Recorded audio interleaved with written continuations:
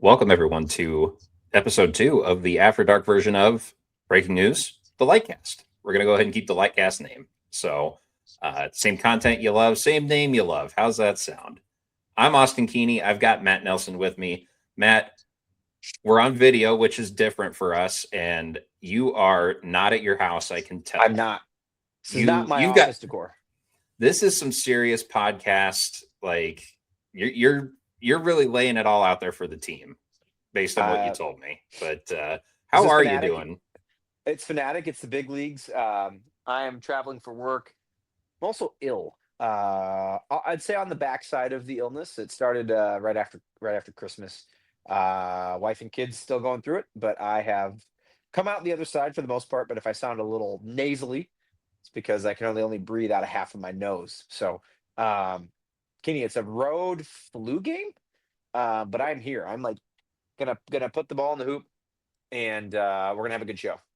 That's the thing that everybody with small kids can empathize with a little Yeah, bit. Sometimes this time of year, no question.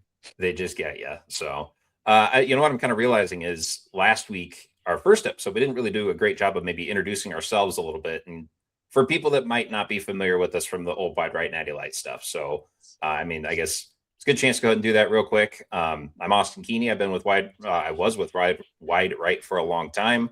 Been doing this podcast for about 5 years here with my Yep. humble co-host Matt. And oh gosh, I should have planned that a little bit What are better. how about you did a nice job in your recap article. Some of the guests we've interviewed on this show that are the highlight for you. Oh man, let's see. Halliburton was one we got at one point. Chris Felica we've had on. We had Ryan The Hammer bear, on. It's the bear was basketball great. season. Yeah, we've Hammer was great. the Fran West. Fuchilla at one point in time. That's got to predate me. I don't remember that one happening. Yeah, Fran was back in 2017. Um, the guys who won, Matt, who runs Westo, kind of gave us some insights on Ames loggers that was getting created. Yeah, man, it's a fun list. You know what? Okay, so in the Wayback Machine, we actually had a state senator on at one point. This was before it was even. It wasn't That's legal to right. do NIL in the state of Iowa yet. This was maybe like 2020, 2021. I was just like, you know what? Everybody's talking about this. Maybe somebody can actually help explain it. And a state senator actually agreed to do it. So It's our commitment to journalistic integrity here on the Lightcast, right, Keeney? That's right. that's right. Matt, Uh, you were with the former site a lot longer than I was, but yeah. yeah, about 5 years of doing this podcast together. Good times. I've got a 3-year-old. You've got many more children than I do. So A you might get flock. some dad cast content in here every Yeah, once in you a while will. as well. You're signed up for that, whether you like it or not. Yeah, I've been here since 2015. They put out a call for writers, and I was recently post grad and bored, I guess, living in Nebraska. So, um, gosh, Keeney, I had to go back and look. My first article, Fred Hoiberg took that team to Italy for a one of like the first European trip that we had been on it. I don't know that Otts has taken one recently. I think the first year he was here, he maybe did, but I know Hoiberg took a team to Spain, took one to Italy. I thought we had one that went to like Croatia or Greece or something like that. So I wrote about how it was, they got basically 6 games against European teams and how it'd be good for that club to gain that experience. So um, been here since 2015. So about 10 years. Had the pleasure of getting brought on by some of the OGs, George and Dan and Jer. I still talk to Jer pretty regularly. He's a Keeney. Jer is an avid Lightcast listener. So I love to hear um, that. that's right. He'll text me every now and then with ideas, comments. So yeah, I've got 3 kids, and man, gosh, I guess I can go ahead and announce this on this show. We're having a fourth in May. So have not actually publicly announced that. I'll be very curious to hear if this gets back to my wife somehow. Keen, it'd be a good question, good quiz for her to see if she listens to the podcast or not. I was gonna. Man, Are you gonna no get in trouble idea. for saying that? Congratulations, of course. Thank you, thank you, I thank you. congratulated you privately. I already knew that, but are you going to get in trouble for saying Uh, so on the podcast? Potentially, I'm still not certain. However, it did go out in our Christmas card if you got one from us. So a lot of people in our world already know. I've not put it on Twitter yet, so I probably will eventually. But this is probably just let the cat out of the bag a little bit. But with your fourth, it's not like the announcement you have for your No one's first. You're congratulating. just Well, they're no, not congratulating you. Like, really. Like big people deal. are no, people are excited, but it's your fourth. It's maybe not as big of a deal as your first. It should be. It's always a big deal. But what else? We should probably say we're both Iowa State grads as well. Yeah, I was there from 2012 to 2016. Peak Hoy yeah, ball. we were a Had a year lot of apart. fun. A lot of bad football, but a lot of good basketball. Yeah, my senior year game was the comeback against Oklahoma. Kenny, I almost left that game at halftime. I was so distraught, so depressed with how they played because the comeback was great. But man, if you were there for that first half, we were horrible, just horrifying. Down 21 at the break. You don't come back from being down 21. So we all thought. So Yeah, that's a I was fun at that game factoid for too. me. You were at This that will game. I be figured you were. this summertime content. Just like That's right. best game you went to as a student, kind of stuff. You're Cy Husker, and I feel like you need to explain that a little bit. Yeah, that's true. I've always been Cy Husker on the site for really two reasons. My parents met in college. One is an Iowa State grad, one is a Nebraska grad. They met kind of through friends, and I also hold a degree from both. I got my master's at Nebraska after I graduated from Iowa State. So, for those wondering, I'm not an avid Nebraska fan at all. I do get to cheer against them when they play Iowa, which is great. I have another reason to root against a team that I hate. And I do, in general, kind of keep track of how they're doing. Almost all of my family are either alums or fans. So I have a lot of ties to that family wise. I gotta They were. wonder how you're feeling about Fred having them undefeated at this point. No, we didn't have this on the rundown, Keeney. We should probably talk about it. I mean, correct me if I'm wrong. Enough time has passed. We can. I think it's okay. Like we didn't think that Fred would flame out in the NBA as fast as he did. Here's a fun fact. Ready for a little fun fact time, Keeney? He's been at Nebraska longer than he was at Iowa State. I remember somebody saying that before, like the Yeah, season started. I'm like, that doesn't even seem possible. it hurts But a little bit, but I think it's you got to remember he does have ties to Lincoln. That's where his dad's from. I believe his grandpa's in like the coaching Hall of Fame. But regardless, they are literally the worst D1 basketball program. They've never won a tournament game, and I think it would be really cool for Fred if he can accomplish that for him. So I don't, Kenny, I've not talked to any fans recently who are like opposed to Fred anymore. I feel like that time has maybe passed. Maybe I'm wrong.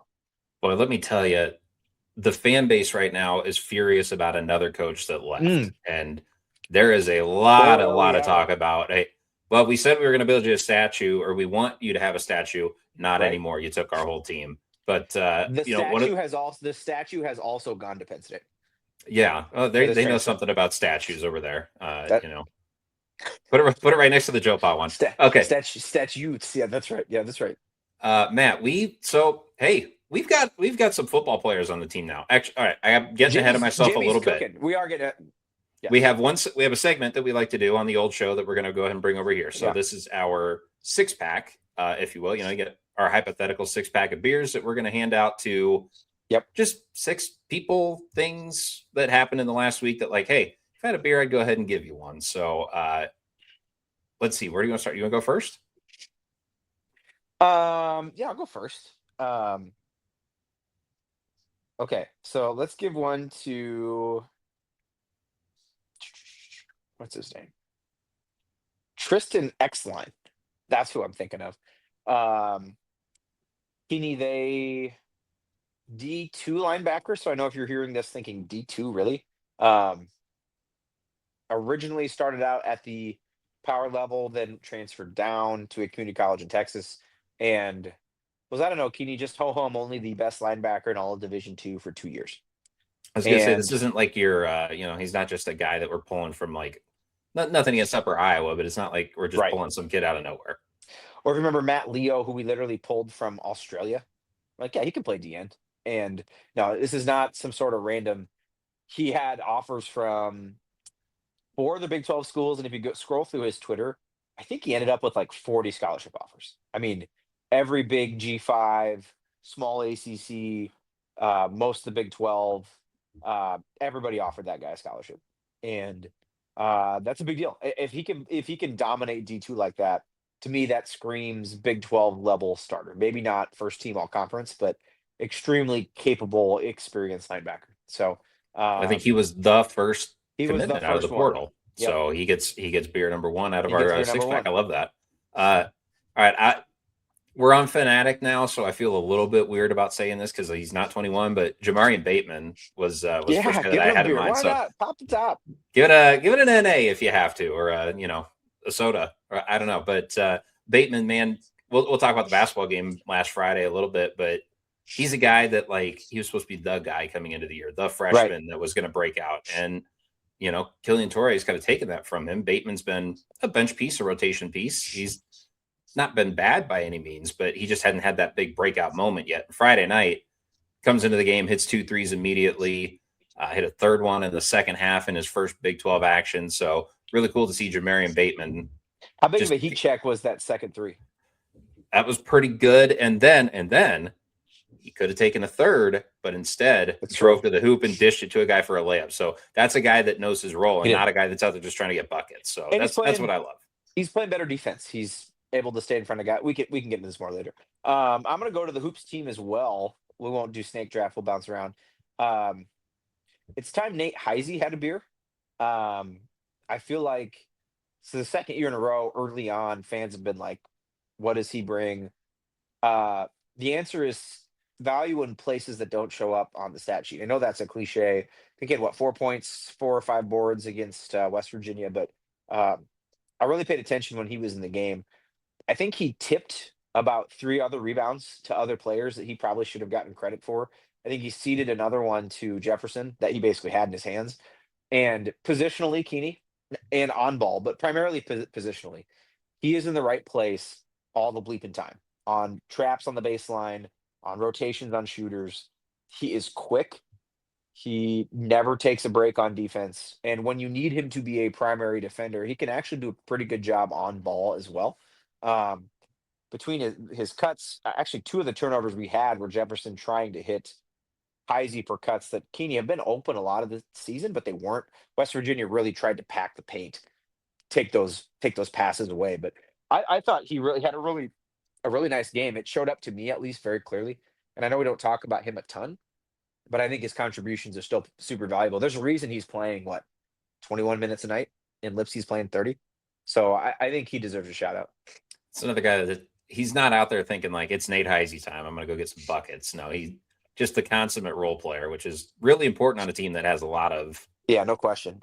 And a lot of star power. If we're being honest. he will So have a game where he'll get 3 layups and make 4 threes and score 15 points. Like it's coming. We saw it last year at the end of the year. We just haven't seen it yet this year. But there will be some moments in Big 12 play where he helps on offense a ton. all right, next up, I'm going to go with Brennan Sorsby's agent. Oh, now, Did you see the number that got thrown No. around for him? $5 million from Texas No, Tech sheesh. for a guy who, I mean, we've seen him a couple times. He's a good player, but Yeah. you look at his Cincinnati teams where he was quarterback; they faded down the stretch. Yeah. That's good work But, if you can get it. Congrats but to hey, him. $5 million for a college quarterback, and by the way, good cut for your agent. So, Yeah, cheers to you, man. Whoever you are, good job. 500,000 to a milli of that's going to Mr. Agent, whoever he is, Clutch Sports or whoever the hell manages him. Good job out of you. Beer Show to me the agent. the money. What movie is that, Kenny? It's Jerry Maguire. Come on, That's right. Thank you. I'm not that old. So, thank you very much. All right, I Okay. am that old actually. I You should go the other you way. are that old. You're wrong. You are that old. Let's see. Where do I go with this last one? It's a hot take. I'll let you give one. I think one needs to be given to Iowa State's head football coach. Were you going to go that route, or am I safe I to got give something one to Jimmy? different. So Ryan? yeah, All Jimmy, right. you go for it. Jimmy gets a beer. He seems like the guy who will crush one if he's willing to say "F the Hawks" in front of a packed Hilton Coliseum crowd. I'm sure he'd have a Busch Light with us, Keeney. Very popular beer out the Palouse, as well as I think Coors Banquet. I digress. He very clearly has a strategy with the portal, right? Go after young talent that is not going to cost what someone like Gabe Burkle was going to. Look at the defensive linemen they've kept. I think there are some exceptions. Like I think Benny Nagoye really wanted to play here. It's an example of an Iowa kid, but I think he retained maybe not the players fans wanted, but players that made sense for this roster to retain. Guys with multiple years at a lower cost. but he very clearly has a plan in the portal, and he very clearly, Keeney, has experience. We knew he did this last year at Washington State, but I think it has shown up with how many guys they brought in so far, and then the players that they are focusing on from the get go. We've talked about in the wide right chat. They've clearly focused on both lines of scrimmage out, on the offensive line, on the defensive line, moving out to linebacker and corner on the defense. Um, our offensive commits so far, Keeney, have primarily been O line and tight end. I think you've picked up a wide receiver here and there, but you're still missing multiple wide receivers, running backs. But those positions, there's a ton more of them in the portal. Same thing with safety. Um, so they've started at, I think, the most crucial, the ones you've got to move the fastest on. And I think their strategy was, do I pay to, a bunch of my money to retain these maybe 10 additional ISU players to keep them from going to Penn State or elsewhere, uh, who only maybe have 1 year? Or do I take this money and try to make investments in guys that look at all the guys he's brought over? What Kenny today? There's been what? It's Monday. Yeah, Like January 5th as we record this. seven additions in the last hour. We picked up like 20 something players today. They were at 17 3 hours ago, and in the last 3 hours, they've announced 5 guys from Washington State alone. We could read the list on the show, and we'll get into it, but it's happened quick. And we knew the Wazoo players would be there, and these are actually the ones that are just now starting to trickle out, and most of them, unsurprisingly, Keeney, are on defense, right? But again, one of the first guys they prioritized was Jalen Rayner, who we'll talk about later. He is QB1 for this next year, I would assume. So it's could have been really bleak, Keeney, and that's why I give him the beer. Had it been today, and you still haven't heard anything, right? Fans would have started to wonder what's the plan, what is going on here, and instead you're seeing them bring guys on campus that have offers from multiple P4 teams, and they are leaving committed, right? But I think that's an incredibly positive sign. This could have gone extremely negatively the other direction. And I know we'll maybe talk about it a little bit later on the show, Kenny, but I think what he's done has not just been impressive, it's kind of gotten fans engaged in a way that I did not think would happen. I thought it would take a lot more than that to get people starting to pay attention. So he gets a beer from me.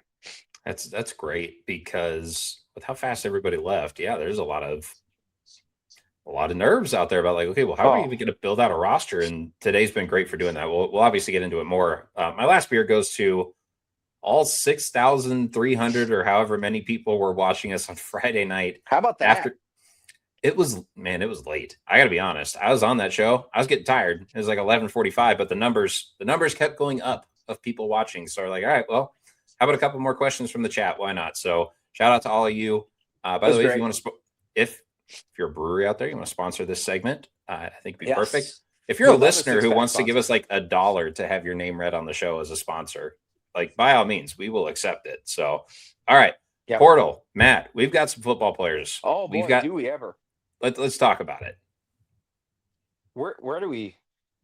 I mean, I think for me, Keeney, it starts on the offensive line. I mean, the one name that we've heard that we haven't seen yet is the center from North Dakota State. But otherwise, I mean, the floodgates are open. You got the priority guy from Akron, who was rated like a top five player in the MAC. In the MAC, he was one of the better. One of the better linemen in the MAC last year. King is his last name. Yes. These guys are all new, so forgive us if we don't know first name. We're gonna butcher the first name. Do you want to give it a shot? DeAndre Carter comes in from Auburn, which big is one. where That's a big one. Jake Thornton, the offensive line coach, played, and Auburn actually had a pretty good, not great, but pretty good offensive line this past year.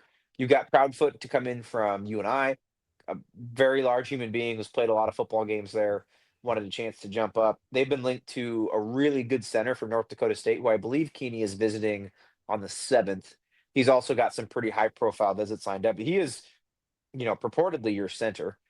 We thought that was early in the afternoon, Keeney. I kind of shared with our wide right chat, like, hey, I think the offensive line is kind of coming into place here. And then in the last 3 hours, they add a 4-game starter for Oklahoma in 24, who missed all of last year with injury, who is a 4-star recruit, who's got great size and talent, a 6'5", 300-pound freshman lineman Trevor Bindell from Washington State commits. You also had Austin Barrett. Come, I think maybe it's his brother Dylan. I think it was Dylan, the younger one, come back and stay on the roster. So as of now, I think you're still missing a center, Keeney, but you've now got 7 transfer offensive linemen, including one from Auburn and one from Oklahoma, and the best one from the MAC. I mean, at a minimum, you've got an incredibly solid foundation on the offensive line. On the defensive side of the football, you already felt much better about the defensive line with Zamir Hawk and Jace Gilbert returning. And today, he brought in basically 3 or 4 more members of the Washington State defensive line, including a player who was their one of the team captains last year, who just happened to get injured. And I believe I read Kenny with red shirts. This will be his 7th season, all of which he's played with Jimmy Rogers between South Dakota State and Washington State. So to me, that screams culture guy. Huge impact there. Max Balloon, I think is how you say his last name. 6'6", 285 senior. I think it got injured in like the his first, second, or third game of the season. You also saw them get a wide receiver from Tulane who caught 40 passes this year, a team that was in the playoff. So I would say most of the commits, Keeney, have been in the secondary. A few safeties, cornerbacks, including a guy named Trillion, which I cannot wait Trillion for Trillion. Sorrell. Trillion's That's incredible. a name. What an incredible That's name. awesome. You got a Tarleton State wide receiver who's had 1,300 yards and 14 touchdowns over the last 2 seasons. A lot of these players I've noticed, Keeney, so like that one, that's Cody Jackson. Was a 4-star recruit that was at Oklahoma and Houston before going to Tarleton State. The tight end they got from Arkansas State, who was a connection to the offensive coordinator, wanted to play with Jalen Rayner, started his career at Vanderbilt. Played 1 year at Vanderbilt before transferred back down. So that's the other common thread I'm noticing here, Keeney. Almost all of these guys. Montrez Smith, the really good Austin P linebacker, which Austin P, by the way, what a great name. It's P. But Who doesn't? let's go P. That's what they Let's go chant, P. right? That's right. He was signed at Duke in 24. Played his freshman year at Duke, redshirted, and then transferred down. Right. So a lot of these guys are kind of what we've seen leave Iowa State in the past. The guy that commits to us as P4 offers, doesn't really play. He knew what happens. He goes down a level, plays a lot, plays well, gets a bunch of stats. Where does he go? Comes back up, right? So that's the other nice thing too. If you're seeing some of these schools, I encourage you, go back and dig into their recruiting profiles. That's what I've been trying to do is like with a bunch of these guys. Okay, who are their other offers in the portal? Like who else are they visiting? And what was their prospect rating out of high school? Yeah, have they been somewhere else other than the FCS school that they're coming from? Because a lot of people are going to look at like these guys are all like FCS, D2, G5. Like, how is this going to translate? Well, right. Guys that have played at that level probably left because they wanted a chance to get on the field, and now they've proved themselves. They're ready to come back up and play in the Big 12. A lot of these guys, I think there's 4 or 5 of them that were 4-stars out of high school. Ended up at Auburn. Crazy that we're pulling like guys that played on the offensive line in the SEC. Yep. We're bringing them in, and they're committing. There's maybe a hitch, right? Like the guy at Oklahoma was hurt all of last year, but I do think this is different than anything we've seen. It's not just the number of transfers; it's the caliber of school. Like we look at some of the last ones, like Von Troy Malone was never played at Auburn as a backup. Townsend and Sowell were, I would say, pretty good receivers, but not great. Neither one had more than 500-600 yards in a season at ECU and at Cincinnati. And really, I mean, Keeney, what other transfers are there to speak of outside of those ones? I mean, I guess,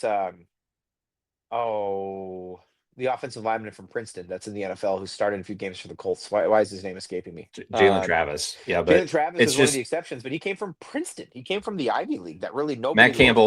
Matt Campbell loves those Ivy League guys.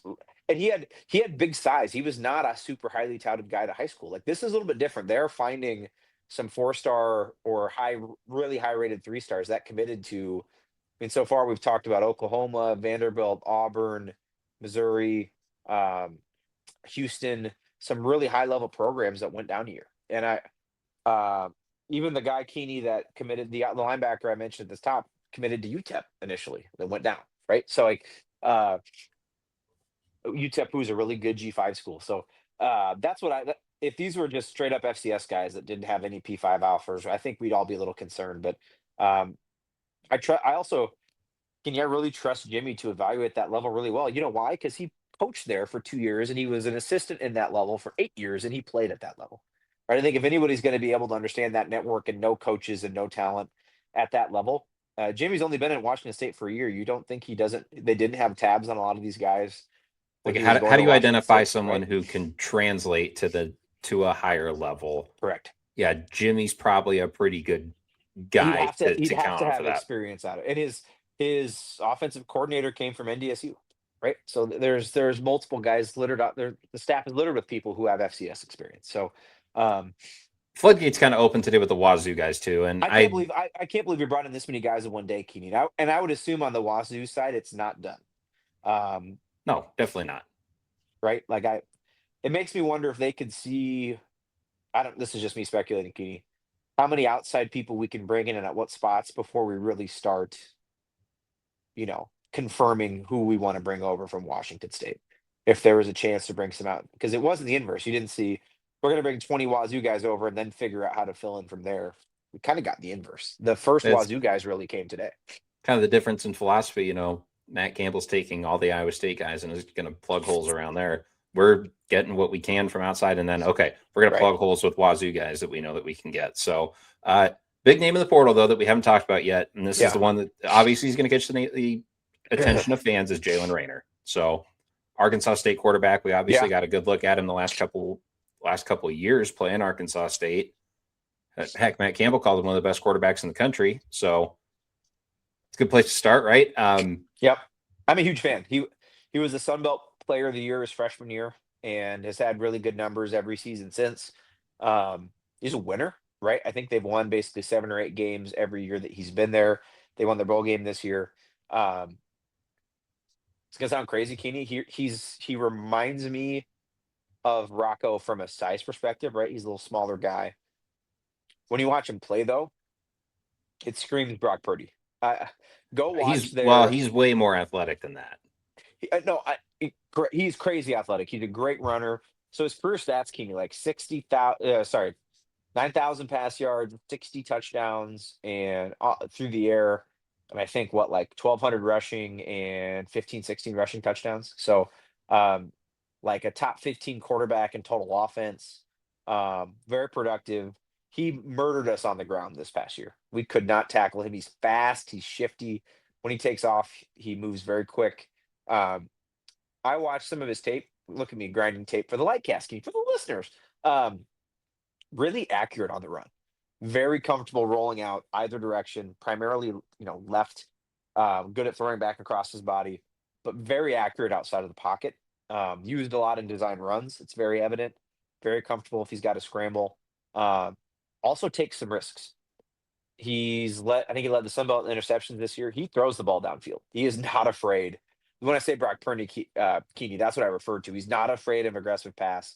I think the one game I watched, he had 2 shovel passes in the same game. One that he shoveled like 10 yards down the field, like an extremely long, not like a quick little tunnel screen. Like he was rolling out, saw a guy 10 yards down at the marker and just heaved it to him underhanded. Like he's got a little bit of that to his game. I think fans are really going to love like that. Might remind him a little bit of Rocco with throwing too many interceptions. I don't know. We'll see. Could, right? Hopefully it doesn't mean losing 4 games in October. I'm a little surprised that he has not been more highly regarded in transfer rankings. Like 24/7 having him like 80th is shocking to me. That's a little bit of a stretch. One of the best quarterbacks. Below a lot of guys. Well, the thing with him is he's like what, a 6th-year senior. I think he's played a lot of football. Right. People know who he is. Yeah, he's not overly big, and he hasn't played at the power conference level before. But right. I mean, he's a great athlete. He's going to be able to make plays with his feet. It's pretty accurate, right? There is nothing he does poorly other than the interceptions. His interception numbers have been high. Everything else about his game is really good. He's been crazy productive. He's athletic. He's fast. He's pretty accurate. He can throw deep. So I'm excited for. I mean, I think fans are going to love him. I think he's going to be super dynamic. I think He's going to fit our offense well. I think he's going to run the ball quite a bit, I would assume. And You'd think you're bringing this guy in because he has the ability to do design runs. And I was trying to think about right, yeah, Rocco could scramble, Brock Purdy could scramble, but when has Iowa State he's had a fast. quarterback that has been as dynamic of an athlete as Jalen Rayner? He go back and watch the highlights of our game this year against them. He's fast, man. Like our linebackers look like they were in quicksand when he would just run right by 'em. Like he is super super quick. So also kudos to him for and I don't know that he brought his staff in Keeney for just to get players for this year. But this is the other piece of credit that I want to give him is in building the staff the way he did, right? Getting someone from North Dakota, the school is associated, right? North Dakota State, uh, Mount Union, Toledo, Arkansas State, Houston. The Houston guy had a tie, I believe, UTEP prior. Um, uh, a school in Minnesota, it was either Minnesota State or St. Cloud, where we got a transfer from. Um, and obviously his staff that came from Washington State. I think there's maybe a Bowling Green connection, about 100% certain. Um, but Keeney, that's where a lot of these players are coming from. And there's several more from some of these schools that I know we're in on, like Toledo, for example, where I give him credit, right? All what that does is widen the pool, right? It widens the net that you can cast, expands your network, expands your influence. And that is, that's kind of the well we've gone to get some of these players. And I respect him for that, right? That's a pretty broad geography that I just read off, right? He's from Arizona. You've got assistants from the Dakotas, from Minnesota, from Ohio, from Texas, right? You've casted a pretty wide net there, and I give him credit. He built his staff based on what we've seen in the portal pretty well. So what I may be manifesting this a little bit, but what I hope that Jimmy is doing and what he thinks is, well, you know what? I might be able to build a team that could win in year one. Like you don't, at least at least to me, in college football these days, you don't get to do well, it's year zero and we're Right. going to go 3-9, but we're bringing in 50 freshmen and it's going to take time to build. That doesn't work anymore. Like we're No. building a team out of the portal, and yeah, you're going to bring in high school guys and you're going to recruit high schools and you're going to build that up over time. But and it's a win now business at this point. And Absolutely. you bring in a 6th-year quarterback who has 1 year of eligibility. That's maybe Jimmy's thinking to himself, like, yeah, this is a guy that can win ball games next year. You Right. don't bring him in if you don't think that you can win next year. So And you would let Moberly play, right, or whoever you think is going to be your 4-year starter. And there is something to be said. It will be easier for them, Keeney, if they win 7, 8 games than if they win 2 or 3. There's just no question about it. In this day and age, with as fast as you can build a roster, it's not like when Campbell first got here, where you kind of had no choice. You had to do it slow. Um, we've seen it with TJ, right? TJ made the Sweet 16 in his first year with a team that everybody thought was going to be awful. Offensively, they weren't good, but he found a way to make it not a work. good offensive team, but did enough to get to the Sweet 16. No, So here's our plea. If you're a fan, get engaged, get invested. What they're doing is exciting. We lost 45 players in the portal, and in 3 days since the portal opened, they already have over 20 people committed, including some that are crazy excited. On top of that, right, he's added, several JUCOs and another 10 plus to the recruiting class. Like they're going to have this baby done by Friday. Like it's going to go quick.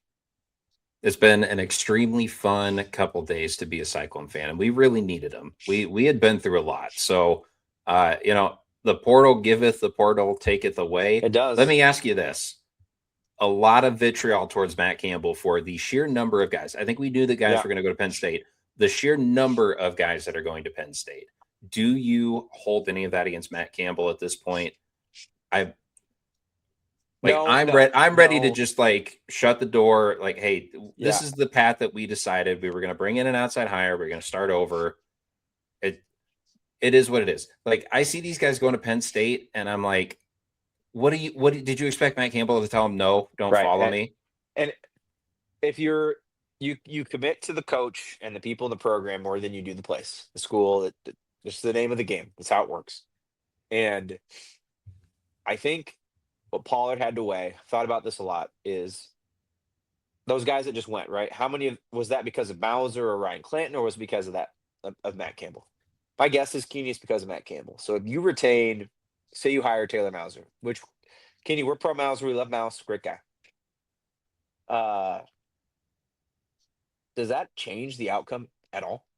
Now knowing what we know at that time, right? It was all totally open, and we felt like if we retained a coach, we could retain these players. I just want to ask the question: are we really sure? We're really sure that keeps Kale Brazina from going to Penn State? Does that keep Marcus Neal or Chase Sowell? Not that we're It necessarily didn't like keep Abu Sama from going to either program. Jontez Williams is now at USC, right? So say you go that route thinking it's the safe route. Well, Keeney, the portal's not open. What happens if you hire Mouse when this happens? Portal opens and these guys leave anyway. Then the whole reason you hired him and retained him was to keep those players. And if none of those players are here, you just made a huge mistake, right? Not that Mauser won't work out as a coach long term, but Jamie made a decision not about this year. Said I could hire a staff and retain a lot of these coaches and hopefully keep these players here. But I have no idea, I have no control over these guys. Not under contract with us. They can still transfer out. And a lot of those guys, Kenny, unfortunately, that left, how many seasons do they have yet to play? Not a lot. Rocco Most of them Beck's have got one. one. Ben Yep. Bramer's going to play 1 year and then go to the NFL. Yep. Gabe Burkle, probably the same thing. A lot of Marcus those guys Neal's only going to have play a 1 year year. and go to the NFL. Correct. So that Jontez, same thing. 1 year going to the NFL. Cooper's out of eligibility outside of this year, right? So I think it was pretty brutal at the time, but he did. I mean, if you would have told us this as soon as this happened, he's going to take this many players with him. I have a hunch we would have said it won't matter which staff member we retain. If that many of them are going, it means they're going because of Matt Campbell. And that is my on defense, Keeney. Heacock's retired. It's not like Heacock drew all those. A lot of those were defensive players. They didn't go there because of Mouse or Hoodger, right? They probably went because of Matt Campbell. That's what this is telling me, right? This is not about the assistants or position players. It's about that coach. He recruited him. They're his players. So I'm almost glad that you ripped this Band-Aid off now rather than trying to keep it in place, spending a bunch of money on guys who only had 1 year left to stay here with a coach that was on staff. I'd almost rather you go this route and pick up some of these players. A lot of the guys that we signed today, Keeney, have multiple years to play. A lot of the guys from Washington State are younger. They're freshmen or sophomores. And I think you're setting yourself up for a better year 2 and 3 going this route.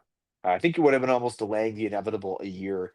Would have been maybe a little bit more fun for us as fans. It's going to stink to see Bramer claim Penn State when he goes to the NFL. But I think Pollard probably had to think about the long-term health and the next 3 to 5 years, what was right. And definitely made a tough decision. We'll have to see how it plays out. But at this point, Jimmy has done everything that he can as a fan, you should feel confident what he's doing. I guess my soapbox that I would stand on is people are kind of like, oh, Matt Campbell's disloyal or Matt Campbell, this, that, the other thing. He stayed here for a lot longer than I think he not needed to, but he had plenty of opportunities to jump and he didn't. Right. And it sucks that it's happening now, but I guess this was about as natural a time for a reset as there could be. It happened. I think the fans that are mad about all the guys leaving and going to Penn State, I think I empathize with you, but I think it's time to just shut the door and move on. So I'm gonna give you anyway. Let's give 2 tips. 1, go to Twitter and mute Penn State. You'll be a lot happier for it when you do. And then 2, go to anybody you see tweet out or Instagram post one of those Penn State announcements. Just go up to the top right corner, just click that little unfollow button. Just unfollow. I cleansed my timeline of it yesterday and it felt great. Do you follow any players on social media? On Instagram, no. On Twitter, yeah. I followed Bramer and Burkle and some of those guys. Yeah. I do what you want. It's your social media feed. Do whatever makes you happy. I don't follow players. I thought it's kind of weird to be like, well, should I unfollow Rocco Beck now that he's not the quarterback at Iowa State? I'm like, well, I guess that's your personal choice. I just have never been the kind of guy that wants to do that. Well, it's hard to tweet bad things at him if you don't follow him, Keedy. So you got to follow him. Is that true? Yeah. I don't know. It's a lot harder to find. I don't know. We're a couple 30-year-old dads. We don't need to be, angry tweeting at college kids, right? We just need to talk about them into a microphone instead. So, should we talk about the ladies lost to Baylor? I think we should. Let's talk about basketball. So, the women lost to Baylor. Did you go to the game, by the way? Did not. Can we give Baylor credit for trying a very bold and extremely risky strategy? And because did it work? We had an off night from 3. It worked perfectly. For anybody that didn't watch the game, essentially, Baylor decided we're going to have two girls defend Audie. Whoever's guarding Jada Williams is just going to sag off, and someone described it Not as like play not freshman year defense, freshman yeah. year team and Lipsy defense on Jada Williams, and just let her Not shoot. say I have 2 feet. She would stand 3 feet in front of Audie. Did Yeah, not matter where Jada was. Like it couldn't have been more disrespectful to there were a Jada. few times where Jada, it's like she kept creeping in. Well, how close do I get to the hoop before this girl actually comes up and defends me? And look, she had a good stat line. She made a few shots, but she shot a ton of shots, and boy, Yeah, that worked. It was kind of like junk ball. It was like the pitcher throwing knuckleballs. Like correct. I don't know how I don't know how easily like other schools are going to take that and be like, oh, It'll be we hard. we can do that too. Baylor has really But good shot blockers and size inside where most schools don't do that. So even their double won't be very effective. And that's the reason there's a reason you've seen so many teams not double us. I think there's a couple ways you can adjust. You can not have Jada with the ball in her hand the whole time. Make him do that to Kinsey Hare, which they're or not gonna Addie Brown had a rough game. She's not going to have very many rough games. no. And And she's also capable of being like an initiator of the offense and handling the ball.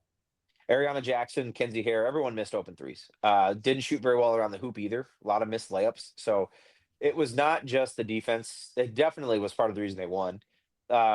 Just didn't have that great of a game in some other aspects. I think it's okay. Baylor's really good. They're one of the biggest teams will play size-wise in the paint. Um, I would say so. There's really no, and even Jada was what 6 of 17 from three, still scored 28 points. She makes 2 more of those threes to win the game. She's not a bad shooter. I think it's weird when you get left 10 feet off, right? You're like, am I supposed to shoot this? Should I dribble in? Can I shoot 6 straight possessions in a row? And if you're a good It shooter, the messes answer would with be your head a little bit. it At does. some point, it's like, I guess I'll shoot again because I'm open, but like Yep. I'm a point guard and I want to get everybody else involved. And now they'll be more prepared for it. I think there are some ways you can maybe mitigate that. I thought about, could you find a way to drag another defender into that area? So now you've got, 3 defenders and try to maybe rub them off each other. Now that they're prepared for it, right? There'll be ways to coach around it, I think. But and if Jada has a little bit better shooting night, they win that game and it doesn't work. But no time to panic. They were going to lose one eventually. Baylor's been a really tough out for the last 10, 15 years. So I do think other teams may try to do it. So it's incumbent upon Iowa State to Bill and the staff to try to figure out a way to get around it. I just don't know that many other teams have the athletes inside that Baylor does. They're very good defensively and have great size. So My big um, takeaway was like, yeah, Bill Fennelly's got to find a way to adjust to this because I am certain that other teams are going to try and do it. They might not get away with it, but the ones right. that have really good, long, athletic defenders are going to try and do that. And we have to find a way to to respond to it. Got to find a way to get the ball to Audie Right. because that's where we were trying to get her the ball and it would just get taken away before it got to her Consistently, or right. before she could set up. And like you still need to run your offense through Audie Crooks. You just got to find a way to get either pull that second defender away from her or just get the ball to her early.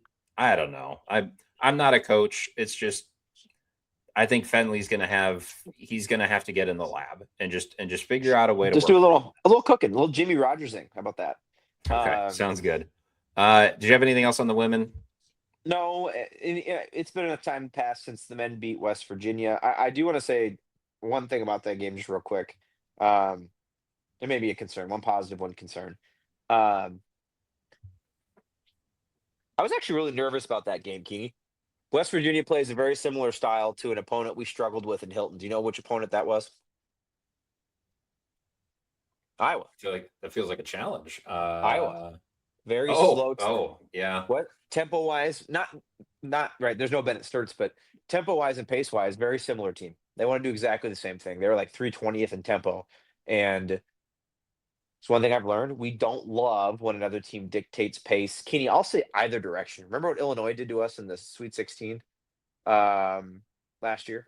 So No, last that year, was a different. 2 years ago. Different We're team, right? different But now. We are comfortable playing faster, but I know, right? yeah, But when but teams really grind the game to a halt, I and think it used to be right. That was like, oh, you want to wade into the muck with us. We invented the mud. Nobody's better at it than us, right? It's changed. We do not like when teams come out and dictate that way. If they can be smart with the ball and hold it for 30 seconds, like there is a chance that skip pass becomes open, which is kind of what Iowa did to us. West Virginia scored very easily early on in that game, and I was like, okay, I was worried about this for a reason. And then really Bateman comes down and hits those 2 threes. Uh, you're not supposed to beat your home opener in the Big 12 by 20 points. You're just not supposed to. Like, this league is good enough. Unless you're Can Michigan I and you just beat everybody by 30 points. can I tell Um, you something about the Big 12? I mean, it, you know this, yeah, but I know the bottom is it's pretty it's soft. sneaky Yeah, it's not very good. There are which like yeah, six that's right. awesome teams, and then there's just a giant chasm before Yeah, you get to everybody else. I think teams like Colorado and UCF, I think, are working their way up. I do feel good about those two, maybe even better than I do about Baylor, who I know we've got coming up. I'm gonna knock on wood, but um, and then Keeney, look at how many points West Virginia had scored in the first 15 minutes of the game compared to what they ended with. I mean, we absolutely clamped the crap out of them for the last 25 minutes of that game, and on top of it, um, Josh Jefferson had a triple double, and Momcilovic made 8 threes. Like, I would say also not. Taven Lipsey looks about as healthy as we've seen him. He looks very spry. He didn't play terrific. Had 12 points, made a couple threes, but the one negative I was going to leave is Torrey did not look great. Missed, I think, 4 threes, which I don't think we want him taking that many 3-point attempts. I think we would much rather have him in the paint, drive, get active in transition. Um, I'm not saying it's time to be concerned. He's still shooting 35% from three on the season, but we really didn't get much from him. That's maybe the worst game he's played this year offensively. Still very valuable defensively, but that's just something to watch. It is, can he bounce back? I mean, Keeney, we won by 20. We clearly didn't need him to have 15 points.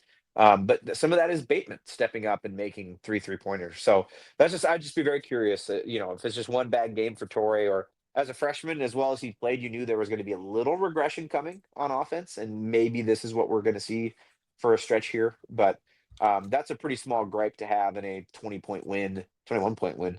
Um, that to me, that doesn't mean we're good. We're the best team in the country or for real. But Kenny, would you feel this good if we had won that game against West Virginia by 5 points? I mean, to come in and handle business like that, I think is a statement of how talented this team is.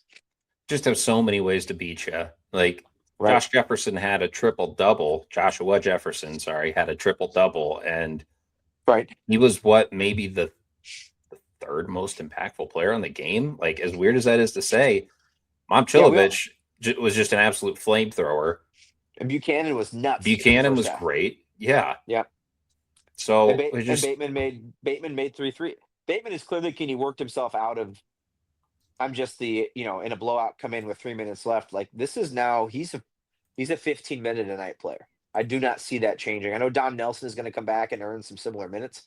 I don't think it comes from Bateman. I think it maybe helps spell other folks. I'm very excited that we've seen this from Bateman. Really, I think it could be really impactful for the season. let's talk about Baylor a little bit. Yeah, let's do it.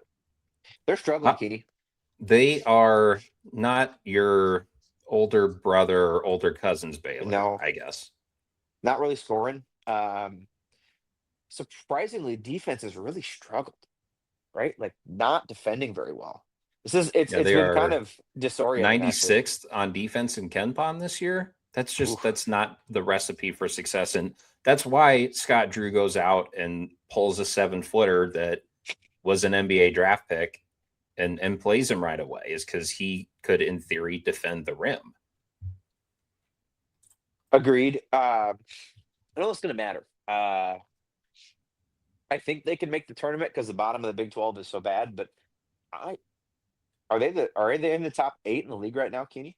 After They losing on would the road at probably be like TCU, your 7th team out of the Big 12 at this 7th or point. 8th. Yeah, Like, they're not bad. They're a pretty good team. They're just yeah, not I would agree. the Baylor that you've seen the last, And I would argue 5 or 6 years. their scoring is inflated. They had 4 straight 100-point games. If you go back and look at their game log, against some horrific slappy opponents, right? 4 straight, and that's really skewed their numbers.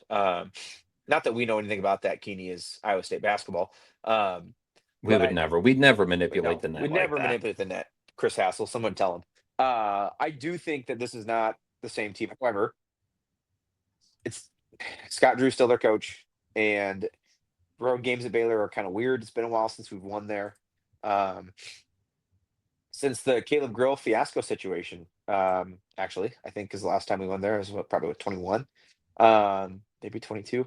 So it's a big test. There are decent tests coming if Colorado or UCF sneaks into the top 25 here, which I think UCF crawled into it this week. They really only have a few good wins. Not that Kansas at home is not a great win. It certainly is a really good one. Um, but I think in terms of talent and coaching, Baylor is still a really formidable opponent. Like you said, Kenny, they're a good team. They're not great. They're not horrible. Their strength is on the interior. So this is going to be Right. really important for Blake Buchanan to stay out of foul trouble and I think play good you're gonna need defense and you're clean gonna up need Plata. rebounds. You're gonna need Plata as well. You're going to need Um, Plata. You're going to need Joshua Jefferson to defensive rebound. right. Like that's going Momcilovic to be the probably key. as well. Yeah. The biggest thing that stands out on Baylor's profile is they're a top 5 team in offensive rebounding rate. Right. And that's not uncommon for Baylor. So And that's just the number one thing. Clean but up this the team has defensive in years glass. past we really struggled rebounding. This team is rebounding pretty well, Kenny. Like maybe Yeah. not elite, but this is one of the better rebounding teams TJ's ever had. We are much better at it than we have been in the past. Agreed. And I think Buchanan's part of that. Obviously, Lipsy and Heisey can rebound really well. But Jefferson and Momcilovic, I mean, Jefferson just had a triple double with 10 boards. So I think the game path to win is just solid interior play and rebounding, which Yeah, again, just a lot of that don't centers get around. completely overwhelmed because they are Right. going to get offensive rebounds. It's going to be really frustrating to watch them basically play like volleyball and just kind of throw the ball at the Right. basket and pick it up when it bounces off. But yeah, clean up the defensive boards the best you can. We're going to have the best players on the floor. I agree. It's a game that we should win, but it's a road game, and they're good. If we shoot poorly and they just clobber us on the glass, Baylor can win the game for sure. All right, Matt. Yep. We've got one more thing on our to-do list. This is a new segment that I think this is going to be a good recurring thing for us. I know you're fighting the flu, man. Let's finish Do strong. this and get out of here. I'm calling this, do you care about blank? So I'm very excited for this. Yeah. We got a few topics that we're just going to kind of throw out there. Rapid fire. Do you care about this or not? First thing, Matt. Yes. The CFP semifinals are this week. Do you care about the CFP anymore? Not one bit. What about you? I don't either. So why do you not? Should be excited, right? Because you've got 4 schools in it who maybe aren't traditionally.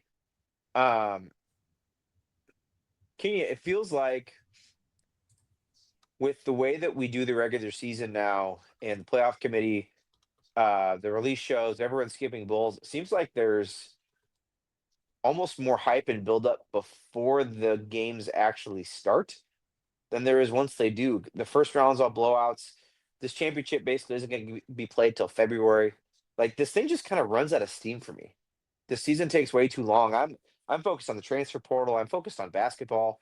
Like I think Dan Lanning, who I don't like and I think is on coke, actually has a really good point. Allegedly. Supposedly. He's a guy that finds his name and finds when you say things about Oregon. Yeah, so yeah. you better be careful. You're Get a maybe little just C&D drug to this. Chris, and then our Dan- podcast goes away. Dan, I did not insinuate anything. You like just having a lot of energy. I apologize. The sport should be done by January 1st. Like, what are we doing? Cut a game off the regular season. The championship games do not matter. I know no one wants to get rid of the revenue. Get rid of the title games. You cannot have you really want to wait until Kenny, you can't wait until mid-February to open the portal. You're getting ready for spring practice. Spring practice starts in March. Like you can't this window that we force these coaches to go through, and now we're going to expand the playoff. And what have the title game in March? Like I'm just out on this whole thing, Kenny.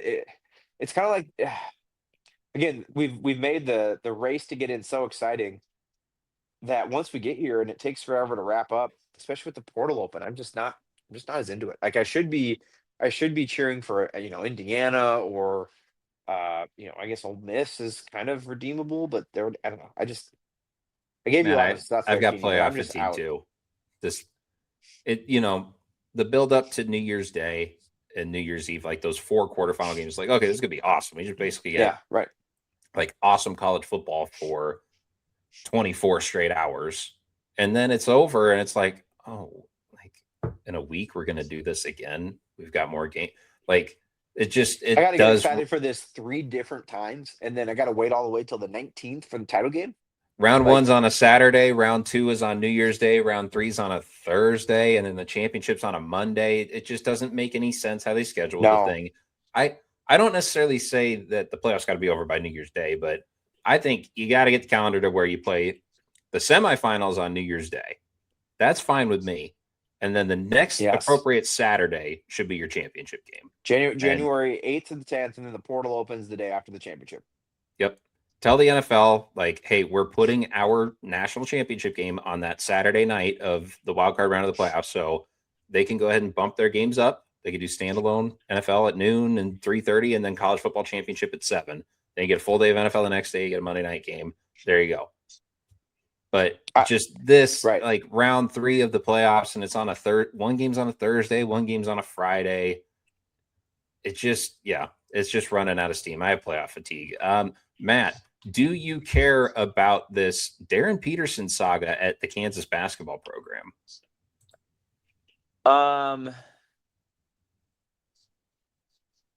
No, because Bill Self is cooked.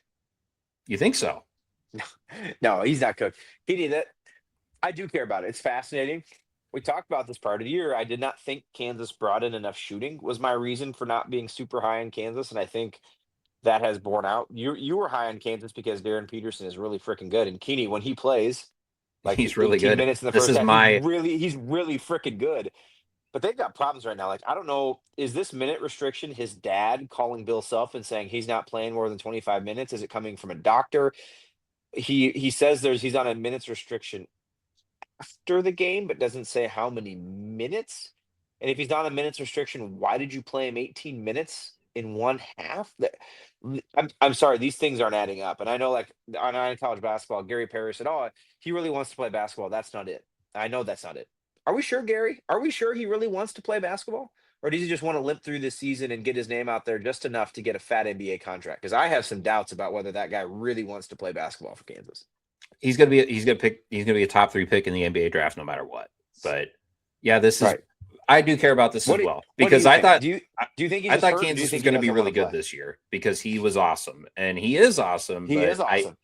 I did not foresee this strange like he's playing, he's not playing. Sitting on a He's stool at the end of the bench away from everybody else by 4 feet. that is so weird. Why does You he tell have his me. own stool on the court and everybody else is on the bench and they're just in their padded chairs? What's going on? This is Uh, I shouldn't care as much because Kansas isn't as good as I thought they would be, but like it's so could we see more of bizarre. this? Where a number one, what if AJ DeVanso was kind of hurt and halfway through the season just says, "I'm still going to draft anyway. I'm done. I'm not risking myself anymore." We have players do this in college football all the time. Opt out of bowl games. Opt out of title games. Um, those guys Feels that like they it's just only a get matter of time they just get before to take our that money to the happens, bank, but or does that contract start to say you got to play? I mean, how do you do that? this particular saga though is just it's fascinating and it's going to be really interesting to follow the rest of the year. Matt, do you care about the debate over who is the best basketball conference this year? The Big Ten, the SEC, or the Big 12? Over it. I don't think you'll know until the end of the season. I am very tired of everybody talking about how good the SEC is. I mean, just the argument is so tired. Like after Duke won by 4 on the road against 7 and 8 Virginia Tech, they were all saying, "Oh, this isn't the same ACC as it was last year." What do you mean? You just about lost to a legit 500 basketball program. Like I don't know. I'm just starting to get tired about this. If the Big 12 was dominant, I would not be tired of it. But because they're not, I am tired of it. Does that sound good? I care a little bit about Big 12 supremacy because I think at the Yeah. end of the day, it's about who do you get into the tournament, and the Big 12 is going to have the best teams on the top line. And I do think they need to cultivate better depth from 6 to 10. And I agree with you. I wouldn't give up yet, though. I'm telling you, I watched some Colorado. I watched all of that Kansas UCF game. Those two are sneaky. I sense Oklahoma State's also not that bad. I know they got the doors blown off of them by Tech, but they're better than you maybe think. I think Oklahoma State's a little fraudulent, to be honest. You think they're a little fraudulent? It could be. They fatten up their record in the non-conference. Yeah. Here's the thing. It'd be nice to get like 8 schools in, so you root for those in the middle. But what I do care about is I'm very pro, as of right now, Arizona, Kansas, Houston, right? Like Iowa State, obviously, but we need the top 5 in this league to look great. That will help. That will help our own seed in March if we can keep Houston from doing things like losing at Cincinnati. Can you add another Kansas from school that losing at wins a UCF. championship for your conference? You had Kansas recently. You had Baylor. Yep. Tech was in the title game. Houston's been in the title game. I think Can you add Arizona getting another one of those? Arizona is like a ring away, Keeney, from being like a good and proper blue blood. If you think about what those definitions kind of need to be, they're the only thing they're really short is the recent title. NBA players, conference races, high season in the tournament, all that is there. It's just been 15 years since they won at Natty, 18 years, whatever it is, since 2003, I think. So I care a little bit about this too, because the Big Ten and the SEC get to take all the bids. Like, oh, we gotta have like 12 Big Ten teams in the tournament. But why? They have the same amount of teams in their conference as the Big 12 does. Why do they deserve 4 more bids than us? Same thing with the SEC. Like, look at the middle of all the power conferences. None of them are that impressive. I just really want. I think as a league will be okay if the top 6 that we see today looks this good at the end of the season. That assumes Kansas Peterson can get healthier. Maybe Baylor can pick it up a little bit, but I think that would mean probably more than like, are the teams at the bottom any better? Because here's the thing, the Big Ten every year has teams at the bottom of that league that are horrible. Nobody pays any attention to them. Don't care. It's all about the teams at the top. So anyway. Matt, do you care what Dan Wolken has to say about the Big 12? Dan Wolken. I quit caring what Dan Wolken said since he wanted football canceled during the pandemic. Get that guy out of here. Get him out of here. It's just all the vitriol towards the Big 12 because Texas Tech, pooped the bed in the playoff game. Absolutely nothing about the SEC where Alabama gets steamrolled. Pooped the bed in the playoff game. The only CFP wins that the SEC has this year are against each other and over Tulane. Congratulations, SEC. And absolutely nobody cares. Nope. Okay. That was a quick one. This is a fun one because, we want to get the people to know you a little bit. Matt, do you care about the Missouri Valley Conference this year? No. Let me tell you, I care a little bit because the Missouri Valley is actually a really quality mid-major league this year. I think there's 4 really good teams that people should be paying attention to. UNI is one of them. State, UNI. Illinois State's good. UNI, pretty good. Belmont's good. Murray State is, they could drop 100 points on anybody. Steve Prohm's not the coach there anymore, by the way. I was going to say, Steve Prohm, give him credit. Nope, don't give him credit. He's gone. But 4 quality teams. Like, how's Des Moines' hometown team doing? I was going to ask you about this. Does it do anything for you, the fact that Drake is not as good this year? Because you're a Drake hater. You're the biggest Drake hater I know. I'm a Drake hater. Drake's, they just won. They just beat UCLA yesterday. It was a good win. Oh, that's Iowa. Sorry, never mind. Sorry, it's easy. It's easy to get confused. Snip, snap, snip, snap. No, I do like Hendo, so maybe I'll have to soften a little bit on my Drake hate. Des Moines' hometown team. That's what they say. I don't like Drake. I actually do like the Valley. I am the A10 guy. Dylan Kuhn and I are the flag-bearing standard bearer for the A10 conference. Awesome league, very fun teams. Go Spiders. Go Patriots. Go Rams. I could keep going. I think Fordham's in that conference. Rhode Island. It's a great league. George Washington.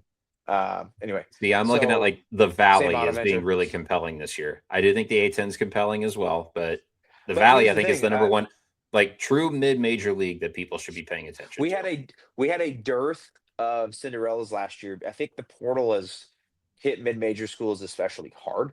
While it's maybe smoothed out talent across the big 5 to 6 leagues, it's really hurt the smaller ones. Like I think it's helped the Mountain West elevate. I think it's going to help the American long term, but it's really kind of smoked these mid-major programs. And I hope we can come up with some sort of transfer system or some way to pay them back for us stealing their players. But This March is something Madness I've thought about for a while, actually, is like, what if there's a monetary penalty on the school that poaches they've players? so What if Penn I've State had to cut us a check for taking 20 of our football players? heard rumors on the basketball side that several coaches are in favor of that. Of if you develop a guy for 3 years and I take him, I have to pay you $1 million.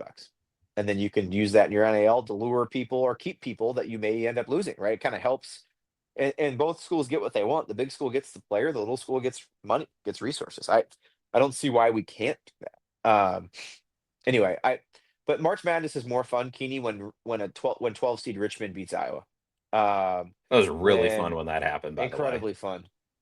When St. It's less Peter's fun makes when the Sweet 14 seed 16. UAB beats Iowa State, but But last year there were no mid majors in the Sweet 16. Last year there were basically no upsets. If you would have just picked your normal bracket outside of like 2 first round upsets, it's really pretty boring.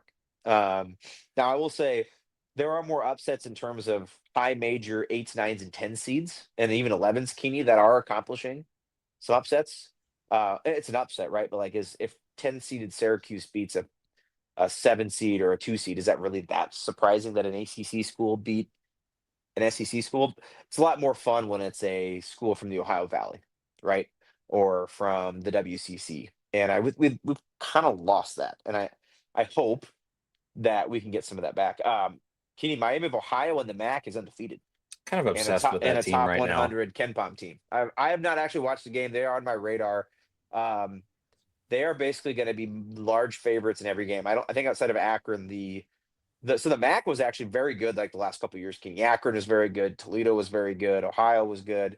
Right now it's kind of Akron and Miami of Ohio. Miami of Ohio might go undefeated in the regular season. It is very possible. Look at their strength of schedule on Ken Pom. It's embarrassingly low. So I'm Right. kind of obsessed with this idea that they go undefeated in the regular season and like lose in the MAC tournament championship game and see what the committee does. Because they'll be like, they could conceivably say, you didn't beat anybody, so we can't put you in. Right. But then you're basically saying there's no We- room for mid majors anymore. We will take 17 and 16 Oklahoma over them. Yeah. Right. Yep. All right, man. I just thought of this last second because you are a Vikings fan. Do you care at all about the playoffs since your team's not in it? My wife asked me this the other day. No, I mean, were it not for Brock Purdy, no, I don't care. However, I do think they will be entertaining. I think this is as wide open. Like, we're really going to crown the best team in the NFC as someone that Sam Darnold plays for. Are we really sure that's a good idea? In the AFC, are we really sure Bo Nix is that good at quarterback? I'm not. Are you? Like, when you watch Bo Nix, does he look like he's Patrick Mahomes? No, he doesn't. Like, Let me do tell you, think- as a Bears fan, I care tremendously about the playoffs this I year. know you do. Okay, it's good we finally disagreed on something. I don't really care. I will say this: Houston or the Niners, Godspeed. Like, I would love to see one of those two teams make the Super Bowl. Maybe play each other. It'd be great. Or the Bears. I know. I don't know if you're gonna whistle that out of me. Keep trying. We'll get there.